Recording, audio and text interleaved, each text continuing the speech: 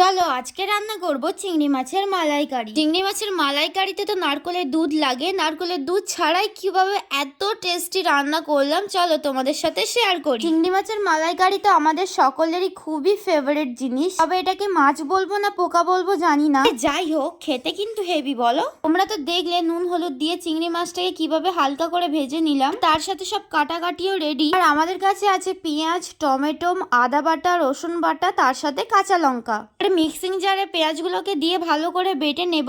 এবার যেই কড়াইতেই মাছগুলো ভেজেছি সেই কড়াইতেই গোটা গরম মশলা দিয়ে পেঁয়াজ বাটাটা দিয়ে দেব। পেঁয়াজ বাটাতে কিন্তু অনেকটাই জল থাকে, সময় নিয়ে সেটাকে শুকিয়ে নেব। এবার রসুন বাটা ও আদা বাটাটা এর মধ্যে দিয়ে দেব। এবার দেব টমেটো কুচি, তার সাথে হলুদ গুঁড়ো, লঙ্কার গুঁড়ো, ধনে গুঁড়ো ও জিরে গুঁড়ো। এবার সবটা ভালো মতো মিশিয়ে কিছুটা জল দিয়ে ফুটতে দেব। এবার লাগবে আমাদের দুধ, তাই গরম জলে কিছুটা আমুল দুধ দিয়ে ভালো করে ফুটিয়ে নেব। এবার ওই দুধটা একটু একটু করে কড়াইয়ের মধ্যে দেব এবং ভালো করে মিক্স করতে থাকবো। এবার চিংড়ি মাছগুলো দিয়ে দেবো কড়াইয়ের মধ্যে। ব্যাস, এই যে হয়ে গেছে আমাদের চিংড়ি মাছের মালাইকারি। এবার উপর থেকে ছড়িয়ে দেব গরম মশলা। এই যে রেডি আমাদের চিংড়ি মাছের মালাইকারি। কতটা টেস্টি হয়েছে তাই না?